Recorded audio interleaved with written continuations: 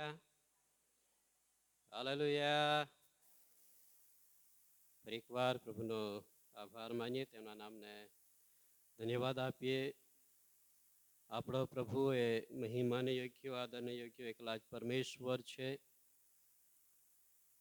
અને એની સાનિધ્યની અંદર, એની ઉપસ્થિતિની અંદર આપણા જીવન રહે, પરમેશ્વરની એવી ઈચ્છા છે. પરમેશ્વર ચાહે છે કે હરેક વ્યક્તિ એ તારણ પામે, હરેક વ્યક્તિ એ આશીર્વાદો પ્રાપ્ત કરતા પ્રભુની અંદર વૃદ્ધિ પામી શકે. આપ સર્વને ફરી એકવાર આજના રવિવાર પવિત્ર સભા દિવસની અંદર નાના મોટા સર્વને હું આવકાર કરું છું. અને આપ સર્વને પણ મારા પરિવાર વતી સર્વને ઈસુ ખ્રિસ્તના નામમાં પ્રેમી સલામ પાઠવું છું. Praise the lord, hallelujah. એક બાબતની ચોક્કસ આનંદ છે.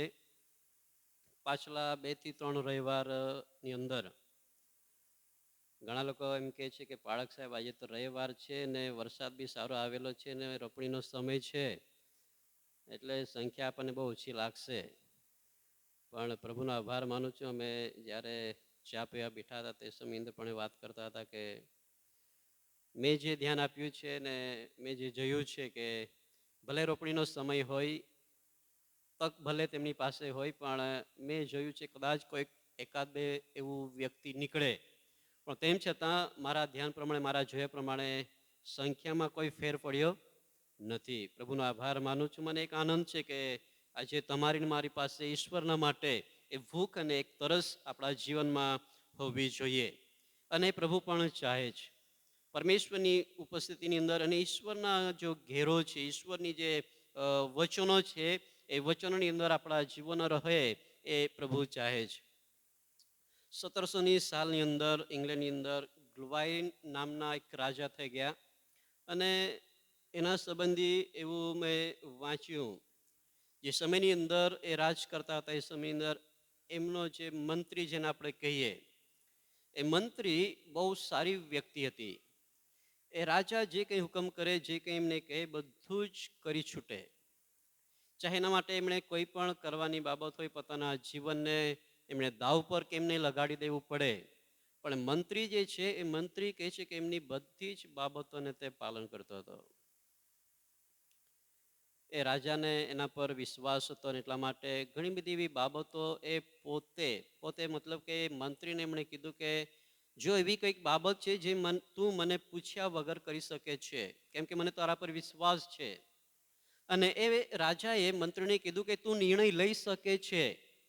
અને ઘણી બધી એવી બાબતો એ પોતે નિર્ણય લઈને એ પ્રજાઓના માટે કે પછી જે કંઈ અલગ અલગ બાબતોના માટે તે નિર્ણય લે એ સારામાં સારી હોય, અને રાજા પણ એમના એ કાર્યોના માટે ખુશ હતા. પણ જ્યારે એ પોતે એવું કાર્ય કરતા એ મંત્રી, ત્યારે ઘણા લોકોને નહીં ગમતું હતું. કેમ કે ઘણા બધા એવા લોકો હોય કે જે 100ની અંદર 10 વ્યક્તિ એવા હોય કે જે સારું થતું હોય તો ઘણાઓને નહીં ગમતું હોય. અને એટલા માટે કેટલાક એવા વ્યક્તિઓ તેમની સામા થયા અને તેઓએ કુયુક્તિ કરી કે આપણે એ રાજા જે એમને માન આપે છે, રાજા જે એમને પદવી આપેલી છે, રાજા જે એમને છૂટ આપેલી છે, એમાંથી આપણે એમને કેવી રીતે કાઢી શકીએ. અને ઘણી બધી કુયુક્તિઓ કરીને રાજાને એ લોકોએ ચડાવ્યા. ઘણી બધી ખોટી બાબતો એમના વિશે તેમણે કહી. અને રાજાને એવું લાગ્યું કે આ વ્યક્તિ કેવી રીતે એવું કરી શકે. પણ તેમ છતાં તેઓએ અમુક બાબતો એ કહે છે કે લેખિતની અંદર જણાવી કે આ વ્યક્તિ અમારી પાસે સબૂતની અંદર છે. અને એ રાજાએ મંત્રીને પૂછ્યા વગર એમને શિક્ષા કરવાને માટે નિર્ણય કર્યો. અને એ સમયની અંદર શિક્ષા કરવાના અલગ અલગ માધ્યમો આપણને જોવા મળે. જૂના સમયની અંદર જે લોકો પાપ કરે અથવા જે કંઈ જેને દંડાજ્ઞા ફરમાવવામાં આવે તો એવાઓને અલગ અલગ રાજ્યની અંદર, અલગ અલગ જગ્યાઓની અંદર અલગ અલગ રીતો હતી.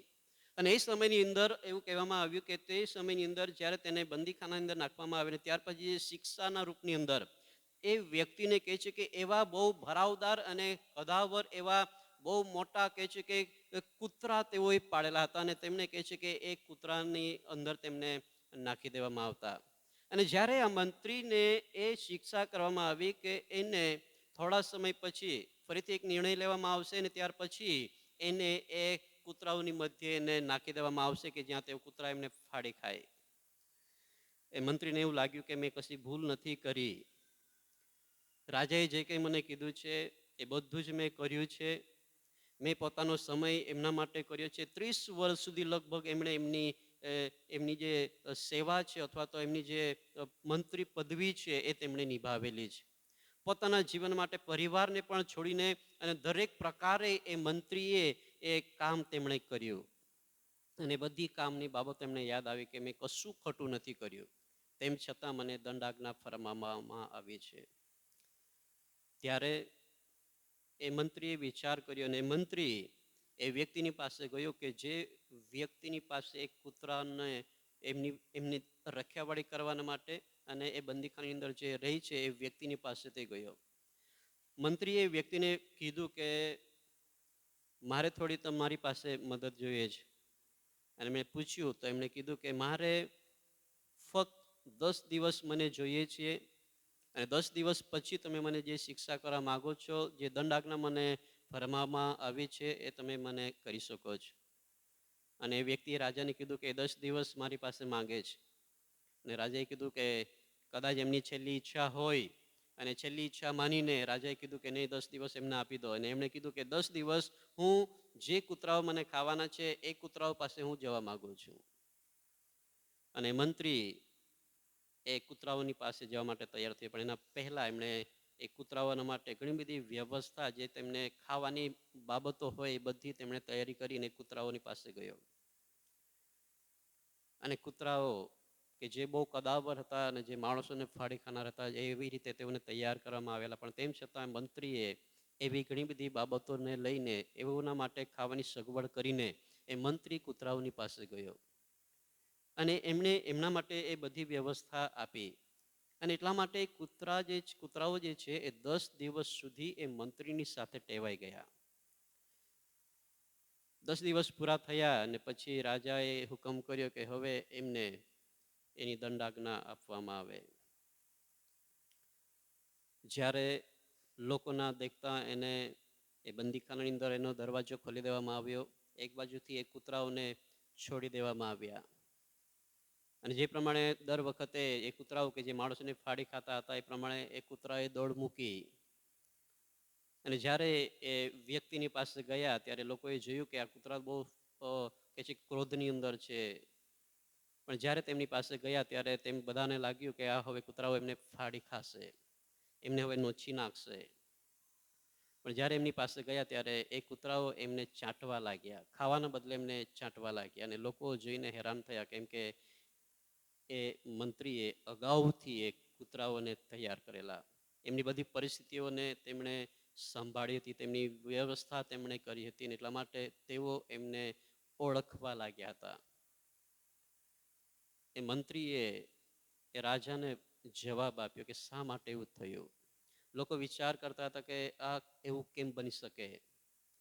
એ મંત્રીએ રાજાને જવાબ આપ્યો કે મંત્રીએ રાજાને કીધું કે મેં મારા જીવનના 30 વર્ષ સુધી તે જે મને આજ્ઞા આપી છે, તે જે મને કહ્યું છે મેં બધું જ કર્યું છે.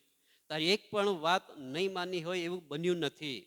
જે પ્રમાણેની પરિસ્થિતિ હોય, કોઈ પણ પ્રકારની હોય, એ પછી કહે છે કે દુઃખનો સમય હોય કે એવી કપરી પરિસ્થિતિનો હોય, એ પછી કોઈ પણ પરિસ્થિતિ હોય, પણ મેં બધી જ તારી વાત મેં માની છે અને મેં તારી સાથે મેં વિશ્વાસયોગ્યપણે રહ્યો છું.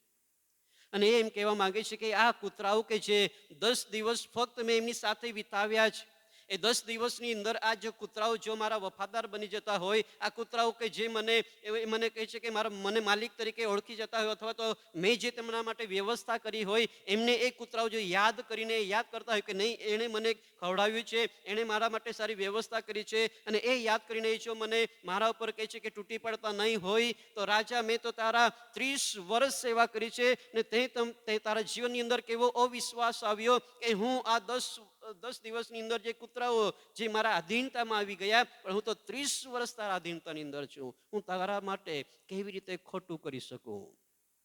અને રાજાને વિચાર આવ્યો કે નહીં, વાત એમની સાચી છે.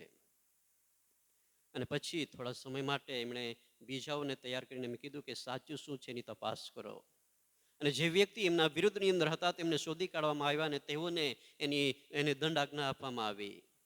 અને એ મંત્રી પોતાના નિષ્ઠાપણું, પોતાનું જે ન્યાયપણું છે અથવા પોતાનું જે વિશ્વાસુપણું છે એ લોકોની એક આતણે જાહેર કર્યું અને તે સાબિત કર્યું કે નહીં, હું ખોટો નથી. આજ સવારે વહાલા હું તમને જે કહેવા માંગુ છું, આપણા જીવનની અંદર ઘણી બધી એવી પરિસ્થિતિઓ છે, ઘણી બધી ચોક્કસ તકલીફો છે, આપણા જીવનની અંદર દુઃખો છે, આપણા જીવનની અંદર ઘણા બધા એવા બીમારીઓ છે, આપણા જીવનની અંદર ઘણા બધા પ્રશ્નો અને સમસ્યાઓ આપણા જીવનની અંદર આવે છે. પણ તેમ છતાં પરમેશ્વર જે ચાહે છે કે આપણે એ વચનને આધીન રહીએ. પરમેશ્વર ચાહે છે કે આપણે એમની સાથે વિશ્વાસુપણાની અંદર બની રહીએ. પરમેશ્વર ચાહે છે કે આપણે આપણા પરમેશ્વરને વફાદાર રહીએ. અને એ જ્યારે તમે અને હું જ્યારે આપણે એ ઈશ્વરને વફાદાર બનીશું, એ ઈશ્વરને આપણે વિશ્વાસુપણાની અંદર આપણે બની રહીશું, તો પરમેશ્વર તમને અને મને ઊંચા કરશે. પરમેશ્વર તમને મને માન અપાવશે. પરમેશ્વર તમને અને મને વહાલાઓ એ આશીર્વાદો જેની આપણે અપેક્ષા રાખીએ છીએ, એ આશીર્વાદો વહાલાઓ તમારા અને મારા જીવનની અંદર આપશે. નિર્ગમનના પુસ્તકની અંદર એના 23મા અધ્યાયની અંદર પરમેશ્વર છે કેટલાક વચનો એ ઇઝરાયેલી પ્રજાને માટે કહે છે. નિર્ગમન પુસ્તકનો 23મો અધ્યાય અને 20 વચનથી આગળ જ્યારે આપણે વાંચીએ તો ત્યાં કેટલીક બાબતો આપણને જોવા મળે છે. નિર્ગમન પુસ્તકનો 23 અધ્યાય અને 20 વચનથી આગળ એવું લખવામાં આવ્યું છે, જો માર્ગે તને સંભાળવાના માટે ને મેં જે ઠેકાણું સિદ્ધ કર્યું છે તેમાં તને લાવવાને માટે હું તારી આગળ દૂતને મોકલું છું. તેની વાતને ધ્યાન દે છે ને તેની વાણી સાંભળજે. તેને ક્રોધ ચડાવીશ નહીં, કેમ કે તે તમારો અપરાધ માફ કરશે નહીં, કારણ કે મારું નામ તેનામાં છે. પણ જો તું તેની વાણી સાંભળ્યા કરીશ જ ને હું જે કહું છું તે બધું કરીશ, તો હું તારા વેરીઓનો વેરી અને તારા શત્રુઓનો શત્રુ થઈશ. કેમ કે મારો દૂત તારી આગળ ચાલશે ને અમરી તથા હિત્તી તથા પરિજી તથા કનાની, હિવી તથા યબૂસી લોકની પાસે તે તને લઈ જશે અને હું તેઓને નષ્ટ કરીશ. તેઓના દેવો આગળ તું ન નમીશ ને તેઓની સેવા ન કરીશ ને તેઓના કામ પ્રમાણે ન કરીશ, પણ તેઓને તું તદ્દન તોડી પાડ ને તેઓના સ્તંભોના ચૂરે ચૂરા કર. વળી તમે યહોવા તમારા દેવની સેવા કરજો ને તે તારા અન્ન જળને આશીર્વાદ આપશે અને હું તારી મધ્યથી રોગ દૂર કરીશ. આ ઇસ્રાયેલી લોકોને માટે પરમેશ્વરની આજ્ઞા, પરમેશ્વરનું વચન છે. અને અહીંયા જ્યારે આપણે જોઈ શકીએ છીએ કે અહીં જો કે આના સંબંધી ઊંડાણની અંદર અભ્યાસ કરવામાં આવે તો ઘણા લેખકો એ પ્રમાણે કહે છે કે આ ઈસુ ખ્રિસ્ત સંબંધી લખવામાં આવેલું છે. કયું કે જે અહીંયા લખવામાં છે, શરૂઆતના વચનની અંદર લખ્યું છે કે તને સંભાળવાના માટે અને મેં જે ઠેકાણું સિદ્ધ કર્યું છે તેમાં તને લાવવાના માટે હું તારી આગળ દૂતને મોકલું છું. જૂના કરારના ઘણા બધા એવા લેખકો એમ કહે છે કે જે દૂતો સંબંધી લખ્યું છે, જે દૂત સંબંધી કહે છે તો ઈસુ ખ્રિસ્ત છે. અહીંયા જે પ્રમાણે લખવામાં આવ્યું છે કે હું તમારી આગળ કહે છે કે દૂતને મોકલું છું. અને આજે હું તમને જે કહેવા માંગુ છું તો વફાદારી સંબંધી, કે તમે અને હું આપણા પરમેશ્વરને કેટલા વફાદાર છીએ. અહીંયા જે પ્રમાણે લખવામાં આવ્યું છે કે દૂતના માટે ત્યાં લખ્યું છે, ઇઝરાયેલ પ્રજાના માટે એમ લખવામાં આવ્યું છે કે તેની વાતને તમે કહે છે કે ધ્યાન દેજે અને તેની વાણી શું કરજે, સાંભળજે. અને પછી એમ લખ્યું છે કે તેને ક્રોધ ચડાવીશ નહીં. ક્રોધ ક્યારે આવે? માણસને ક્રોધ ક્યારે આવે? જ્યારે એમના વિરુદ્ધ કંઈક કર્યું હોય અથવા તો એમનું માન્યું ના હોય. ને અહીંયા એમ લખ્યું છે કે દૂત કે જે તમારી આગળ તેમને સંભાળવાના માટે જે મેં હું સિદ્ધ કર્યું તમને જે માર્ગની અંદર અને જે વાત અથવા જે ઠેકાણું મેં તમારા માટે સિદ્ધ કર્યું છે એની અંદર કે છે કે લઈ જવાના માટે હું તારી આગળ મારા દૂતને મોકલું છું. આજ સવારે હું તમને જે કહેવા માંગુ છું કે તમારા મારા જીવનને માટે પણ પરમેશ્વરે જે સિદ્ધ કરેલું છે એ તો અનંત જીવન છે. એ અનંત જીવનની અંદર જવાના માટે પરમેશ્વરે તમને અને મને દેવના વચનો આપેલા છે. એ પવિત્ર આત્મા જે હાલના સમયની અંદર એ તમારી મારી મધ્યે જ એ તમારા મારા હૃદયમાં વાસ કરે છે અને એ પવિત્ર આત્મા તમારા મારા જીવન અંદર એ સંચાલન કરે છે. અને એ પવિત્ર આત્મા એ બતાવેલો સમય એટલે કે આપણા એ અનંત જીવન જે ઈશ્વરે સિદ્ધ કરેલું છે એની અંદર પહોંચવાના માટે એ પવિત્ર આત્મા તમને મને દરવણી આપે છે, આપણને શીખવે છે, આપણને માર્ગ બતાવે છે. અને ત્યાં એવું લખ્યું છે કે તેને ક્રોધ ચડાવીશ નહીં. વફાદારી સંબંધી હું તમને કહેવા માંગુ છું. વફાદારી બે પ્રકારે તમે અને હું લોકોની આગળ અથવા ઈશ્વરની આગળ આપણે જણાવી શકીએ છીએ કે કેવી રીતે આપણે વફાદાર છીએ. અને વફાદારીની અંદર બે પ્રકાર જે છે એ બે પ્રકારે વ્યક્તિ એ વફાદારીની બાબતને જણાવી શકે છે. એક તો છે પોતાના શબ્દ દ્વારા, એટલે કે પોતાની વાણી દ્વારા એ જે એકબીજા પ્રત્યે જે વચનો બોલે છે, એકબીજા પ્રત્યે જે વર્તન કરે છે, એ વાણી દ્વારા એ વ્યક્તિ એ પોતાની વફાદારીને લોકોની આગળ પ્રગટ કરી શકે છે. પરમેશ્વરે તમને અને મને એ સારા વચનો આપ્યા છે અને બાઇબલ આપણને એમ કહે છે કે તમારા મુખમાંથી કોઈ મલિન શબ્દ નીકળવા જોઈએ નહીં. જો તમે અને હું એકબીજાના વિરુદ્ધ હોઈએ છીએ અથવા તો જૂઠું બોલીએ છીએ તો આપણે આપણી વફાદારીને અથવા તો બીજા શબ્દની અંદર આપણે કહીએ કે પ્રામાણિકપણું લોકોની આગળ આપણે જાહેર કરી શકતા નથી. કોઈ પણ વ્યક્તિ જ્યારે તમને મને કંઈક જવાબદારી આપતું હોય, કોઈક બાબત કરવા માટે કહેતું હોય, પણ જો આપણે એમના પ્રત્યે સારી બાબતો બોલતા ના હોય, તમારું મારા જીવન અંદર સારા શબ્દો ના હોય, તો આપણે આપણું પ્રામાણિકપણું એમને આપણે સાબિત કરી શકતા નથી કે નહીં હું પ્રામાણિક છું, હું વફાદાર છું, આપણે સાબિત કરી શકતા નથી. અને બીજું જે છે તો કાર્ય દ્વારા આપણે આપણા પ્રામાણિકપણાને, આપણી વફાદારીને આપણે સાબિત કરી શકીએ છીએ. એ સૌથી મહત્વની બે બાબતો આપણા જીવનની અંદર પરમેશ્વર ચાહે છે કે આપણે વચનથી કે પછી કાર્યથી આપણા જીવનના મારફતે આપણે પરમેશ્વરના લોકો તરીકે આપણે વફાદાર છીએ, આપણે પ્રામાણિક છીએ, એ બાબતને ઈશ્વરની આગળ આપણે સાબિત કરવાની છે. ઈશ્વરની આગળ આપણે જણાવવાનું છે કે નહીં, તમે અને હું આપણે દેવના લોકો છીએ, આપણે પ્રભુની અંદર પ્રામાણિક છીએ, એ બાબતને પરમેશ્વરની આગળ આપણે જાહેર કરવાની છે. અને આજ સવારે હું તમને એ જ કહેવા માંગુ છું કે શું આપણું જીવન દેવના નજરની અંદર, દેવના વચન પ્રત્યે અથવા દેવની સાથે શું આપણે કેટલા પ્રામાણિક છીએ? આપણું જીવન એ ઈશ્વરની સાથે શું વફાદાર આપણે બની શક્યા છીએ કે કેમ? વર્ષોથી એ મંત્રી કે જે 30 વર્ષથી એ રાજાની કાળજી લેતો હતો, એની વાત માનતો હતો, એમની આજ્ઞાનું પાલન કરતો હતો, બધી જ પરિસ્થિતિઓની અંદર એ પોતે પોતાનો એ કદાચ એવા દુઃખ કઈ સંકટનો સમય તેમ છતાં એ બધી જ પરિસ્થિતિઓની અંદર એ એમનું માનતો હતો. આજે આપણને કેટલાય વર્ષો થઈ ગયેલા છે વિશ્વાસ કરવાની અંદર. શું આપણને એમ લાગે છે કે મેં આટલા વર્ષો પ્રભુની અંદર કાઢ્યા છે અને આટલા વર્ષોની અંદર હું મારા પ્રભુને વફાદાર રહેલો છું? અને મેં તમને કીધું તે પ્રમાણે કે બે બાબતો દ્વારા આપણે એ વફાદારીની બાબતો આપણે સાબિત કરી શકીએ છીએ. આગળ જ્યારે આપણે જોઈએ તો ઘણી બધી બાબતો કે જે વફાદારીની અંદર બને છે, પણ બે બાબતો તમારી આગળ મૂકવા માંગુ છું કે વફાદારી, પહેલી બાબત જે કહેવા માંગુ છું, વફાદારી એ તો બલિદાન માંગે છે. વફાદારી બલિદાન માંગે છે. હિબ્રુના પત્રો એના 13મા અધ્યાયની અંદર જ્યારે આપણે વાંચીએ તો ત્યાં દેવનું વચન એવું કહેવામાં આવે છે. હિબ્રુનું પુસ્તક એનો 13મો અધ્યાય,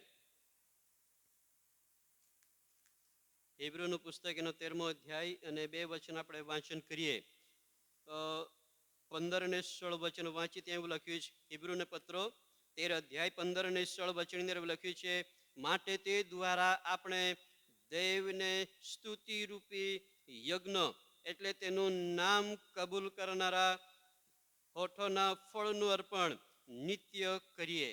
યજ્ઞ સંબંધી કહેવામાં આવ્યું છે. બલિદાન બીજા શબ્દની અંદર જૂના કરારના પ્રમાણે જો આપણે જોઈએ તો અર્પણ સંબંધી આપણને જોવા મળે છે. અર્પણ કરી દેવું, બલિદાન થઈ જવું. અને અહીંયા જે અર્પણ સંબંધી લખ્યું છે કે તે દ્વારા આપણે દેવને સ્તુતિરૂપ યજ્ઞ, પરમેશ્વરના મહિમાને માટે, પરમેશ્વરની આરાધના માટે આપણા મુખની સ્તુતિ, આપણી આરાધના કે જે ઈશ્વર માંગે છે એ અર્પણ, એ બલિદાન પરમેશ્વર તમારી મારી પાસે માંગે છે. પરમેશ્વરના લોકો તરીકે જે બલિદાન કે જે વફાદારીની અંદર સમાયેલું છે, એ વફાદારીની અંદર જે બલિદાન સમાયેલું છે, બલિદાનની અંદર જો આપણે જોઈએ તો ત્યાં લખ્યું છે કે સ્તુતિરૂપી યજ્ઞ.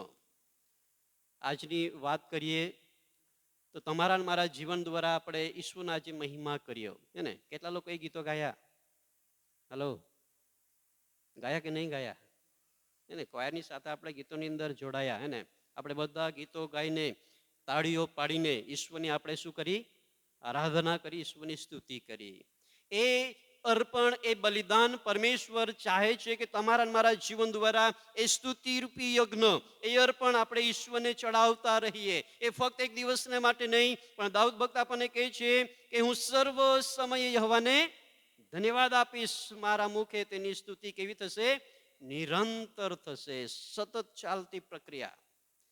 એ ફક્ત એક દિવસને માટે નહીં, પણ આપણે કેટલા દિવસ કરીએ? હલો,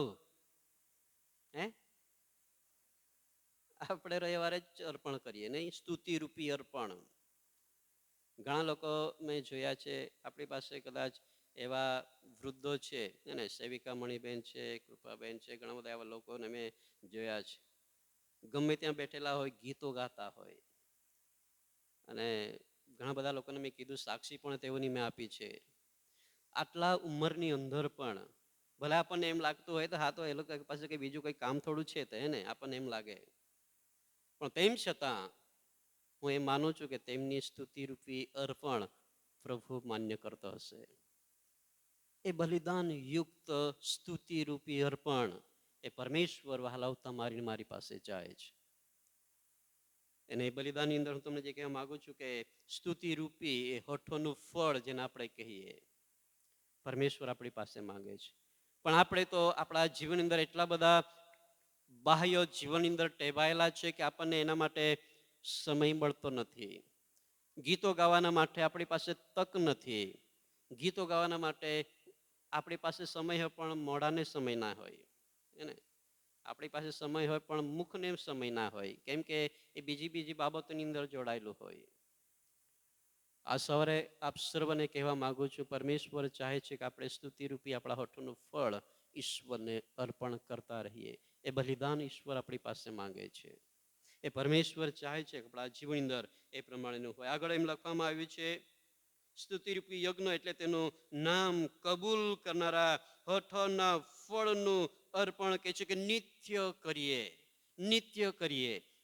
એક સમય માટે નહીં, કલાક પૂરતું નહીં, પણ નિત્ય સતત અને સતત આપણા જીવન રહેલા એ હોઠનું ફળ આપણે ઈશ્વરને ચડાવતા રહીએ. સતત અને સતત એ બલિદાન ઈશ્વરને આપણે આપતા રહેવાનું છે કે સ્તુતિરૂપી યજ્ઞ, સ્તુતિરૂપી ગીતો દ્વારા આપણા હોઠોનું ફળ આપણા શબ્દો દ્વારા આપણે ઈશ્વરની આગળ એ સાબિત કરવાનું છે કે નહીં પ્રભુ, તે મને જે આજ્ઞા આપી છે. દાઉદ ભક્તના વચનોની અંદર ઘણા બધા વચનો આપણને કહેવામાં આવેલા છે. ઈશ્વરે તમને મને એમના મહિમા માટે બનાવેલા છે. ઈશ્વરે તમને મને આ જગ્યાએ એટલા માટે મૂક્યા છે કે આપણે તેનો મહિમા કરીએ. આપણા જીવન એ તો ઈશ્વરના કાર્યના માટે, એમની સેવાના માટે, એમની ભક્તિને માટે છે. અને એ દાઉદ ભક્ત ગીત શાસ્ત્ર 84 ની અંદર જયારે આપણે વાંચીએ ત્યાં એમ લખે છે કે તારા માંડવા કેવા રમણીયો છે, તે સુંદર છે. કે છે કે મારો આત્મા તારા આંગણાની અભિલાષા રાખે છે. ઘણા બધા લોકોને રવિવારે એમ કહેવામાં આવે, અથવા તો કોઈક પ્રાર્થનાના સમયમાં એમ કહેવામાં આવે કે ફલાણા આજે તું ચર્ચમાં નહીં જતો, આજે થોડું તારું કામ છે, તું ત્યાં જજે ને. ઘણા લોકોને બહુ આનંદ થાય. ઘણા લોકોને બહુ આનંદ થાય. હાલના સમયમાં પણ આપણે જોઈએ, રવિવારની અંદર મેં ક્યારના કીધું તે પ્રમાણે કે પ્રભુનો આભાર માનું છું. ઘણા બધા લોકો બપોર પછી તક મળે છે એટલે રોપણી કરવા માટે જાય છે. મારા ખેતરની અંદર મજૂરે કીધું કે પાળક સાહેબ, જો કે મને નહીં કીધું, બેનને કીધું કે ખેતર તૈયાર છે, અમે કાલે દેવળથી આવીને તમારું રોપી દઈશું. મેં બેનને કીધું કંઈ નહીં, રોપી દેજો. સવારે ઘરે ફોન કર્યો અને મમ્મીને ફોન કર્યો ત્યારે કહેતા હતા કે તરું ઉખાડવા માટે જવાનું છે. પણ પાછો મેં ફોન કર્યો કે દેવળ બેસો પછી જજો. હવે મને નહીં ખબર, કદાચ તેઓ નહીં જાય કે જાય. કહેવાનો મતલબ છે કે ઘણી બધી વખત તમારા અને મારા જીવનની અંદર આપણા મુખ દ્વારા, આપણા શબ્દ દ્વારા ઈશ્વરને જે મહિમા મળવો જોઈએ, આપણા કાર્ય દ્વારા જે ઈશ્વરને મહિમા મળવો જોઈએ, ઘણી બધી વખત આપણે નિષ્ફળ જઈએ છીએ. આ સવારે હું તમને જે કહેવા માંગુ છું, આપણા જીવનની અંદર અહીં જે પ્રમાણે બલિદાન સંબંધી છે કે બલિદાન જે વફાદારીને દર્શાવે છે, મતલબ કે જે આપણું જીવન છે એ ઈશ્વરને માટે, ઈશ્વરના માટે છે. અને એની અંદર છે અહીંયા લખ્યું છે કે ઈશ્વર જે આપણી પાસે ચાહે છે તો સ્તુતિરૂપી હઠોનું ફળ. અને આગળ એમ લખવામાં આવ્યું છે 16મા વચનની અંદર કે વળી ઉપકાર કરવાનું તથા દાન વેચી આપવાનું તમે ભૂલશો માં, કેમ કે એવા યજ્ઞથી દેવ બહુ શું થાય છે?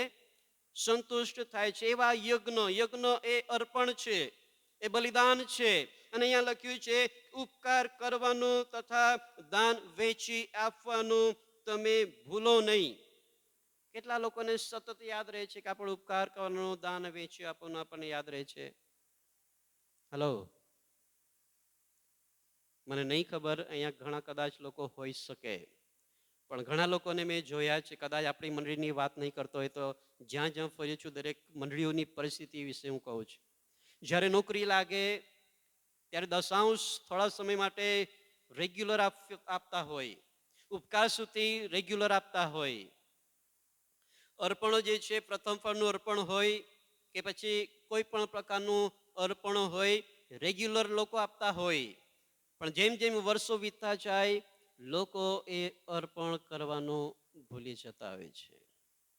અહીંયા લખ્યું છે તે પ્રમાણે કે ઉપકાર કરવાનું અને દાન વેચી આપવાનું તમે ભૂલો નહીં.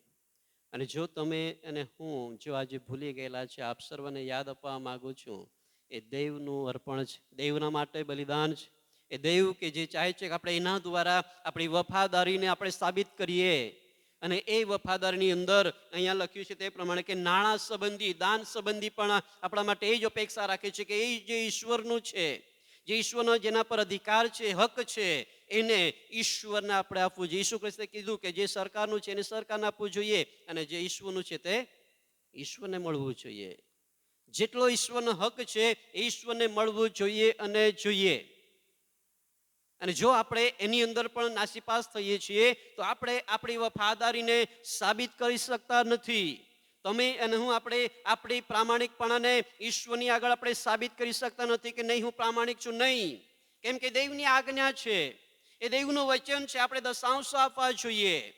પણ જો આપણે એની વફાદારી શકતા નથી અને જો આપી શકતા નથી તો હું તમને જે કહેવા માંગુ છું કે આપણે એ અર્પણ દ્વારા, આપણા બલિદાન દ્વારા આપણે એ સાબિત કરી શકતા નથી કે આપણે વફાદાર બની રહેલા છીએ.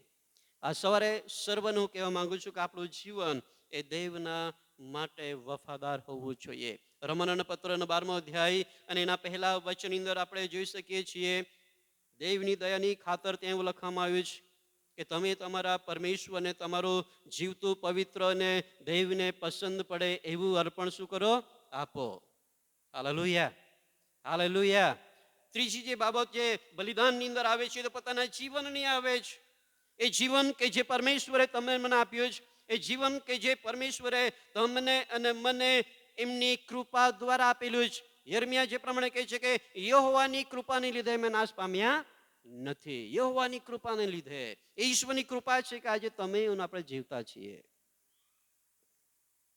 અને ઈશ્વર ચાહે છે કે જે જીવન પરમેશ્વરે તમને મને આપ્યું છે એ જીવન ઈશ્વરના માટે, ઈશ્વરની આજ્ઞા પાલન, ઈશ્વરના વચન પ્રમાણે, ઈશ્વરના માર્ગમાં જીવન જીવે. આજે ઈશ્વરે ચાહે છે કે આપણે એ બલિદાનની અંદર પોતાના જીવનનું પણ ઈશ્વરને સમર્પણ કરીએ. એ જીવનનું અર્પણ ઈશ્વરને આપણે કરીએ, એ જીવનનું બલિદાન આપણે ઈશ્વરને કરીએ. બાકી આપણું જીવન આજે ઈશ્વરથી એટલા બધા આપણે દૂર થઈ ગયા છે કે આપણે આપણું જીવન ઈશ્વરને સમર્પિત કરી શકતા નથી. પ્રભુની અંદર છીએ, આપણને લાગે છે, ચર્ચની અંદર જઈએ છીએ, સંગતમાં ભાગ લઈએ છીએ અને આપણે એમ કહીએ છીએ કે મારું જીવન પ્રભુનું છે. એ પ્રભુનું ત્યારે બનશે જ્યારે હરેક આજ્ઞાનું પાલન એ જીવનની અંદર થશે. એ જીવન સંપૂર્ણ રીતે ઈશ્વરને સ્વાધીન થઈ જશે. હરેક બાબતોની અંદર એ આખું જીવન ઈશ્વરને સ્વાધીન કરી દેવામાં આવશે અને એના ઉપર ઈશ્વરનો અધિકાર રહેશે. એના ઉપર ઈશ્વર એમના જીવનને ચલાવનાર બનશે. એ પવિત્ર આત્મા તેમને દરવણી આપશે, એ પ્રમાણે ચાલશે. એ પવિત્ર આત્માની અગવાઈની અંદર ચાલશે. એ જીવનનું સમર્પણ છે. પણ તમે અને હું કદાચ બની શકે કે આપણે એ સમર્પણ નહીં કરવા દ્વારા આપણે પોતાની ઈચ્છા પ્રમાણે ચાલીએ છીએ. હિન્દીની અંદર એક કહેવત છે ને, ક્યાં લેકે આયે થે ક્યાં લેકે હે જાયેંગે, હે ને? આપણે કંઈ લઈને આવ્યા નથી અને કંઈ લઈને જવાના પણ નથી. પછી પેલું એક શું કહેવામાં આવે છે, ખાયા પિયા કુછ નહીં, ગ્લાસ તોડા હે બારાના, હે ને? મહેનત કરીએ છીએ, આપણને એમ લાગે છે કે ભક્તિ કરીએ છીએ, પણ મહેનત તો ફોકળ જાય છે. જે મહેનત ઉઠાવીએ છીએ, જે સમય ઈશ્વરને આપીએ છીએ, જે ભક્તિ આપણે ઈશ્વરની કરીએ છીએ, એ બધી જ બાબતો દ્વારા એ વફાદારી ઈશ્વરની આગળ સાબિત થવી જોઈએ, એ પ્રામાણિક પણ ઈશ્વરની આગળ સાબિત થવું જોઈએ. ત્યારે આપણા એ બધી બાબતોની અંદર ઈશ્વર તમારા મારા જીવન દ્વારા પ્રસન્ન થાય છે. અહીંયા એમ લખવામાં આવ્યું છે, જે પ્રમાણે આપણે વચન વાંચ્યું 16મા વચનની અંદર, કે વળી ઉપકાર કરવાનો તથા દાન વેચી આપવાનું તમે ભૂલોમાં, કેમ કે એવા યજ્ઞથી દેવ કહે છે કે બહુ સંતુષ્ટ થાય છે. ઈશ્વર સંતુષ્ટ થાય છે એના દ્વારા, પરમેશ્વરને અર્પણ કરવા દ્વારા, પોતાનું જીવન ઈશ્વરને સમર્પિત કરવા દ્વારા. અને રોમનોનો પત્ર જે પ્રમાણે કહે છે કે એ તમારી બુદ્ધિપૂર્વકની શું છે? સેવા છે. બુદ્ધિપૂર્વકની સેવા છે, એમ દેવનું વચન આપણને કહે છે. અહીંયા ઇઝરાયેલી લોકોને જે નિર્ગમનના પુસ્તકની અંદર આપણે વચન વાંચ્યું, કે એ વચનની અંદર જે પ્રમાણે આપણે વાંચીએ છીએ કે દેવની વાતને ધ્યાન આપજે, તેની વાણી સાંભળજે, તેને ક્રોધ ચડાવીશ નહીં, તેને ગુસ્સો કરાવશો નહીં, તેના આત્માને ખીન કરાવશો નહીં. આપણા જીવન દ્વારા પરમેશ્વરનો મહિમા થવો જોઈએ, પરમેશ્વરનું નામ ઊંચું થવું જોઈએ. અને ઈશ્વરે જે વચનો તમને મને આપ્યા છે, એ વચનો પ્રમાણે વાલાઓ આપણા જીવનની અંદર જીવન હોવું જોઈએ. સમયનું બલિદાન, વફાદારીની અંદર સમયનું બલિદાન આવે છે. જે મંત્રી સંબંધી મેં તમને કીધું, એ પોતાના પરિવારને છોડીને પણ બધો જ સમય પોતાના રાજાના માટે, એમના કાર્યના માટે તેમણે આપી દીધું હતું. વફાદારી એ સમયનું બલિદાન માગે છે, કેમ કે પરમેશ્વરનું વચન આપણને કહે છે કે સમયનો સદુપયોગ કરો, કેમ કે દહાડા ભૂંડા છે. સમય વર્તીને હવે એ યાદ રાખો કે હવે તમારે ઊંઘમાંથી ઉઠવાની વેળા આવી ચૂકી છે. એ સમય કે જે ઈશ્વરને સમય આપવાનો છે, એ સમયનો ભોગ ઈશ્વર માંગે છે, મતલબ કે અર્પણ ઈશ્વર માંગે છે. પાછલા દિવસની અંદર સમય સંબંધી ગણતરી કરવામાં આવેલી. આખા વર્ષની અંદર 365ની અંદર આપણે કેટલો સમય આપણે આપણા નોકરીની અંદર કાઢીએ છીએ, ઊંઘની અંદર કાઢીએ છીએ, આપણા કાર્યની અંદર કાઢીએ છીએ, અને ઈશ્વરના માટે કેટલો સમય વધે છે. ઈશ્વરના માટે ઈશ્વરે જે તક અને જે સમય આપ્યો છે વહાલાઓ, એ સમયનો આપણે સદુપયોગ કરીએ. બાકી ઘણા બધા લોકોને એ તક એ ગુમાવી દીધી છે. ઘણા બધા લોકોને વારંવાર એ સમય મળતો નથી.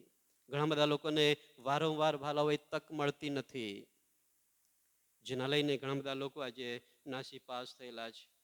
લુકની લખેલી સુવાર્તા એના 10મા અધ્યાયની અંદર આપણે વચન કાઢવાના નથી, પણ ત્યાં માર્થા અને મરિયમ સંબંધી આપણને જોવા મળે છે. 38 વચનથી જો તમે વાંચો તો જ્યારે પ્રભુ ઈસુ ખ્રિસ્ત એ માર્થા અને મરિયમના ઘરે જાય છે, અને એ સમયની અંદર આપણે જોઈ શકીએ છીએ કે માર્થા જે છે એ શું કરતી હતી?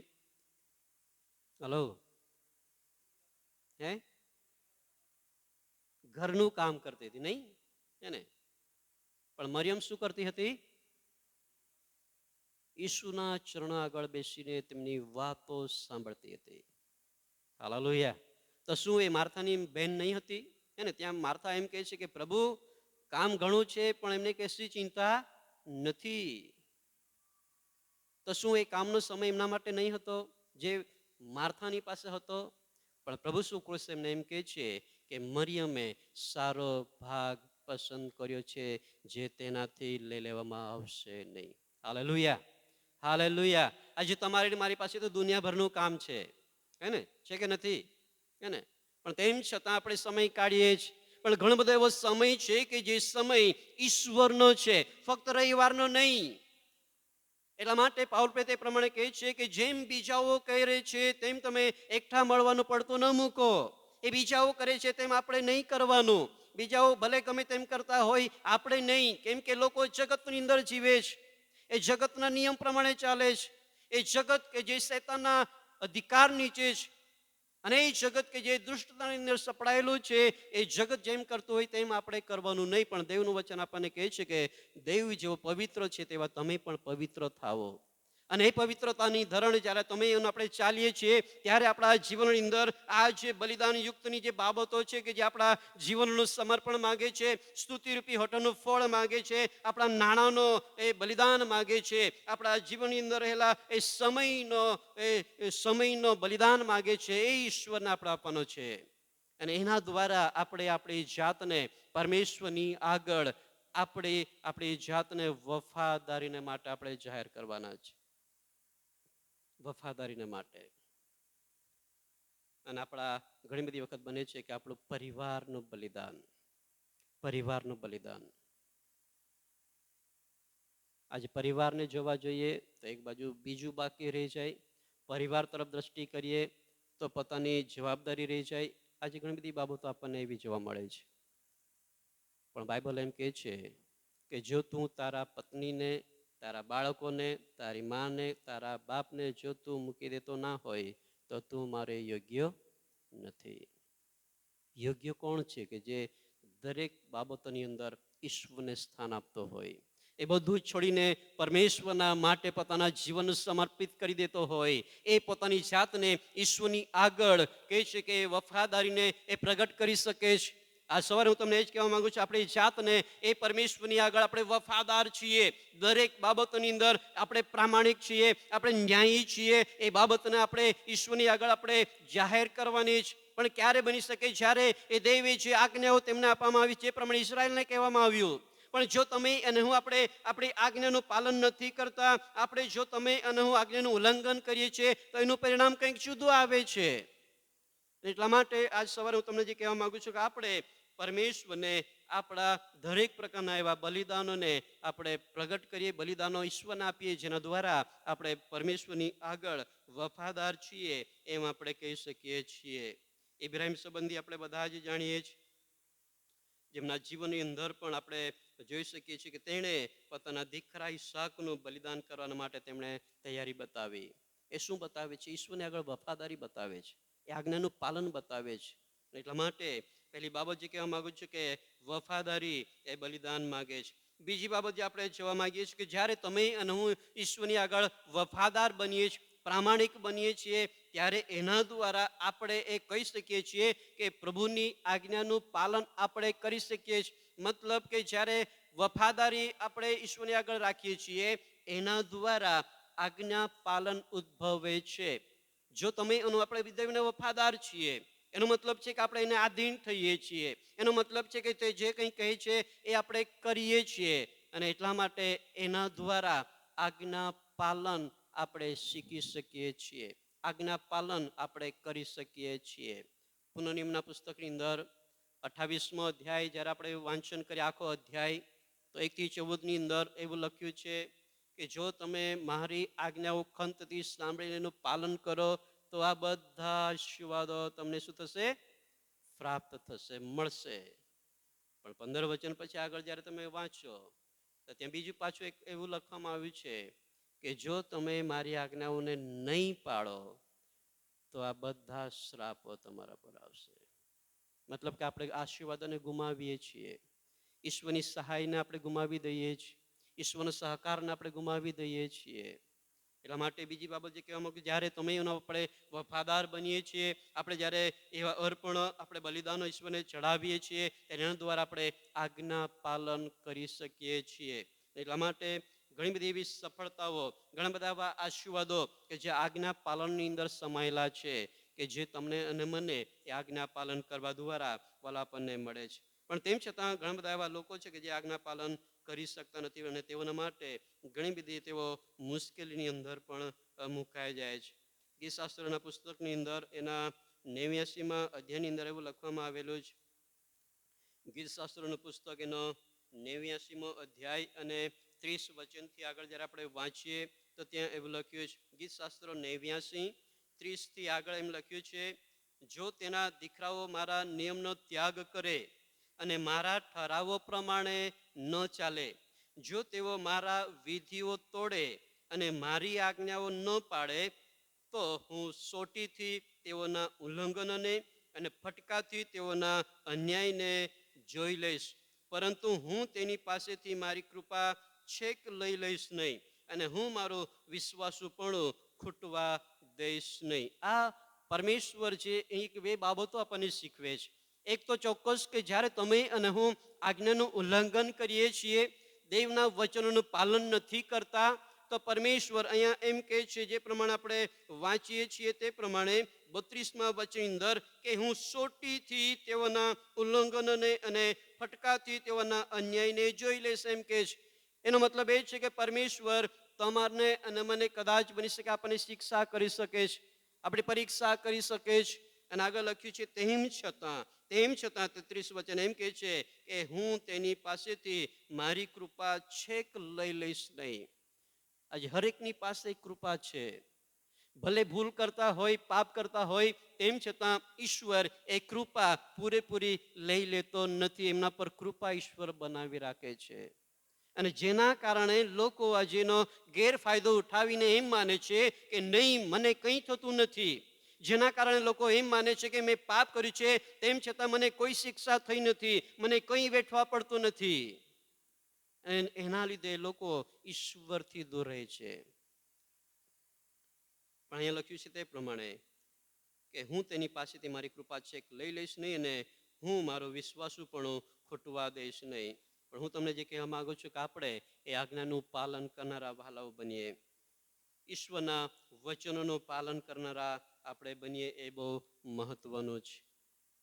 જૂના કરારની અંદર 1 શમૂએલના પુસ્તકની અંદર જ્યારે આપણે વચન વાંચીએ તો ત્યાં એવું લખવામાં આવેલું છે, 1 શમૂએલ એના 15મા અધ્યાયની અંદર, જ્યારે સાઉલ રાજા સંબંધી આપણે બધા જાણીએ છીએ, અને જ્યારે કહે છે કે તેણે પરમેશ્વરની વાત નહીં માની, પરમેશ્વરના વિરુદ્ધ ગયા, અને એ સમયની અંદર ત્યાં એવું લખવામાં આવ્યું છે કે પરમેશ્વર એના વચન અંદર એમ લખ્યું છે, જો આપણે વાંચન કરીએ 15મા અધ્યાય અને એના 26મા વચન અંદર એમ લખ્યું છે, શમૂએલે સાઉલને કહ્યું કે હું તારી સાથે પાછો નહીં આવું, કેમ કે તે યહોવાનું વચન નકાર્યું છે.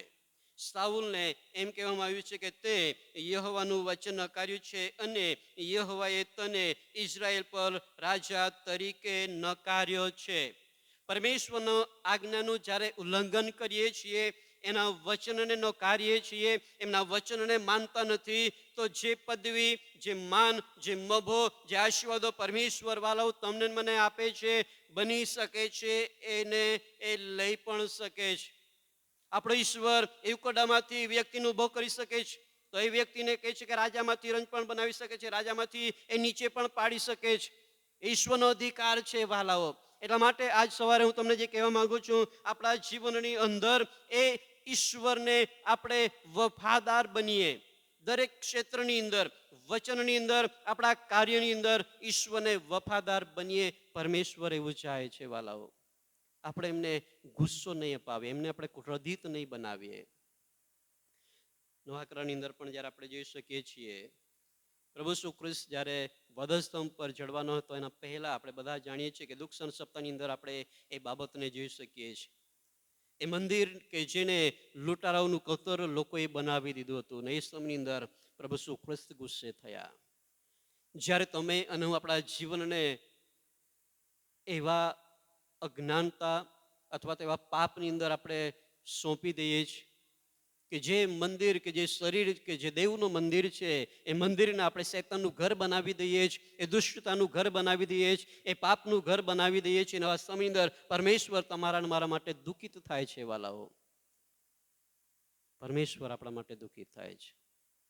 આ સવારે આપ સર્વને હું એટલું જ કહેવા માંગુ છું, તમે અને હું ઈશ્વરની કૃપાની અંદર છીએ, તો અંત સુધી જો તમે એનું બની રહેવા માંગીએ છીએ, એ આશીર્વાદો અને એ અનંત જીવન, કે જે સ્થાન કે જે પરમેશ્વરે તમારા અને મારા માટે સિદ્ધ કરેલું છે, એ સ્વર્ગ છે તમારા મારા માટે સિદ્ધ કરેલું છે, જો એની અંદર આપણે જવા માંગીએ છીએ, એ દેવના રાજ્યને આપણે પ્રાપ્ત કરવા માંગીએ છીએ, આપણી આગળ એ દેવનો આત્મા ઈશ્વરે મૂક્યો છે. એ પરમેશ્વરે એ તેનો આત્મા તમને મને આપ્યો છે કે જે તમને અને મને એ દરેક બાબતોની અંદર આપણને શિખામણ આપે છે, એ તમને મને શિક્ષણ આપે છે, એ તમને અને મને અગવાઈ આપે છે, આપણના વિચારોની અંદર આપણને સારા વિચારો મૂકે છે, આપણને પ્રેરણા આપે છે, જેમની અંદર તમારું મારું જીવન એ આધીન હોવું જોઈએ. પોતાની ઈચ્છા પોતાની યોજના પ્રમાણે નહીં જીવીએ વહાલાઓ, એ પરમેશ્વરની ઈચ્છાને સ્થાન આપીએ, પરમેશ્વરની યોજનાની અંદર આપણે ચાલીએ, જેથી કરીને આપણે ઈશ્વરે સિદ્ધ કરેલા સ્થાનને આપણે પ્રાપ્ત કરી શકીએ.